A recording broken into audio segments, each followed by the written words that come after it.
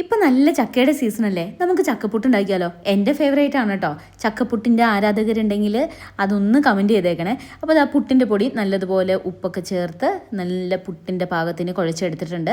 പിന്നെ വേണ്ടത് തേങ്ങ ചിരണ്ടിയതാണ്. പിന്നെ വേണ്ടത് ചക്കച്ചുള. ഇതുപോലെ നമുക്ക് ചെറിയ പീസാക്കി എടുക്കാം, അല്ലെങ്കിൽ കുരുകുരാന്ന് അരിഞ്ഞാണെങ്കിലും എടുക്കാം കേട്ടോ. എന്തായാലും കുഴപ്പമില്ല. അപ്പോൾ പുട്ടിൻ്റെ പൊടി റെഡിയായി കഴിഞ്ഞു. അപ്പോൾ ഇനി നമുക്ക് സാധാരണ പോലെ സിമ്പിൾ ഇട്ട് ഇങ്ങനെ നല്ലപോലെ തരിതരിയായിട്ട് ഇട്ടിട്ട് ഒന്ന് ഞെക്കി നോക്കുമ്പോൾ ഞെങ്ങുന്നുണ്ടെങ്കിൽ നമ്മുടെ പുട്ടിൻ്റെ പൊടി റെഡിയായി കഴിഞ്ഞു.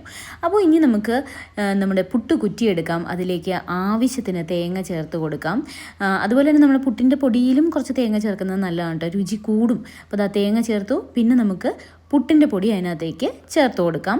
അത് കഴിഞ്ഞിട്ടാണ് നമ്മുടെ ചക്ക ചുള ചെറുതായിട്ട് അരിഞ്ഞു ഇതിനകത്തിടാം. ഇതുപോലെ ചെറിയ ചെറിയ ചുളയാക്കി ഇടാം, കുഴപ്പമില്ല. അത് വെന്ത് വരുമ്പോൾ എല്ലാം ശരിയായിക്കോളും. ഇനി ഇതെല്ലാം മാങ്ങ ഇഷ്ടമുള്ളവർക്ക് മാങ്ങ വെച്ചു ഇതുപോലെ തന്നെ ട്രൈ ചെയ്യാം കേട്ടോ. ട്രൈ ചെയ്തിട്ട് നിങ്ങൾക്ക് ഇഷ്ടമായെങ്കിൽ പറയണം കേട്ടോ.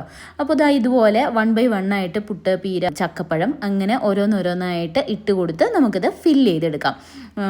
അത് കഴിഞ്ഞ് നമ്മൾ സാധാ ചെയ്യുന്ന പോലെ തന്നെ ആവി കയറ്റി എടുക്കുക. അത്രേ ഉള്ളൂ, സിമ്പിൾ പരിപാടിയാണ്. പക്ഷേ ചക്കപ്പുട്ടാണ്, നല്ല ടേസ്റ്റാണ്. അപ്പോൾ ഇതിന് ഏറ്റവും നല്ലതെന്ന് പറഞ്ഞു കഴിഞ്ഞാൽ കൂഴ ചക്കപ്പഴം കുഴപ്പമില്ല എന്നേ ഉള്ളൂ. എന്നാലും വരിക്ക ചക്കയാണ് കേട്ടോ ഏറ്റവും ടേസ്റ്റ്. അപ്പോൾ 1 by 1 ആയിട്ട് നമ്മളെല്ലാം ഇതിനകത്ത് ഇട്ട് ഫില്ല് ചെയ്ത് കഴിഞ്ഞിട്ടുണ്ട്. ഇനി അതിന് മുകളിലേക്ക് കുറച്ചും കൂടെ ചക്ക നമുക്ക് വെച്ച് കൊടുക്കാം. പിന്നെ കുറച്ച് തേങ്ങയും കൂടെ വെച്ച് കൊടുത്തു കഴിഞ്ഞാൽ പുട്ടുകുറ്റിയിൽ പുട്ടെല്ലാം നല്ല ഫില്ലായി കഴിഞ്ഞിട്ടുണ്ട്.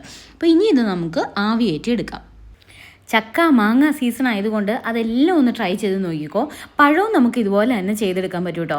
സിമ്പിളായിട്ടുള്ള പരിപാടിയാണ്. ഏത്തപ്പഴം ഇതുപോലെ തന്നെ ചെറുതാക്കി നുറുക്കി ഇട്ടാൽ മതി. അതുപോലെ മാമ്പഴവും ഇതുപോലെ ചെറുതായിട്ട് നുറുക്കി ഇട്ട് മാമ്പഴപ്പുട്ടും അതുപോലെ തന്നെ പഴത്തിൻ്റെ പുട്ടും ചക്കപ്പുട്ടും എല്ലാം ഇങ്ങനെ ട്രൈ ചെയ്ത് നോക്കാം. അപ്പോൾ എല്ലാവരും ട്രൈ ചെയ്ത് നോക്കണേ. ഇതുവരെ ട്രൈ ചെയ്തിട്ടില്ല എങ്കിൽ ഇതിൻ്റെ ആരാധകരുണ്ടെങ്കിൽ ഇവിടെ കമൻറ്റ് ചെയ്യാൻ മറക്കണ്ട. അപ്പോൾ വീണ്ടും നല്ല സൂപ്പർ റെസിപ്പീസുമായിട്ട് നമുക്ക് വീണ്ടും കാണാം. Cook with jewel. പിന്നെ ഇതുവരെ നമ്മളെ ഇൻസ്റ്റാഗ്രാമിൽ ഫോളോ ചെയ്യാത്തവരുണ്ടെങ്കിൽ ഫോളോ ചെയ്യാനും യൂട്യൂബിൽ സബ്സ്ക്രൈബ് ചെയ്തില്ലെങ്കിൽ സബ്സ്ക്രൈബ് ചെയ്യാനും മറക്കണ്ട. ബൈ.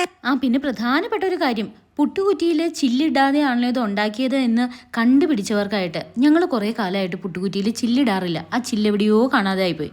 പക്ഷേ ഇതൊന്നും ഒരു കുഴപ്പമില്ലാതെ ഇപ്പോഴും തുടരുന്നുണ്ട് കേട്ടോ. നിങ്ങളൊന്ന് ട്രൈ ചെയ്ത് നോക്ക്. Okay, by.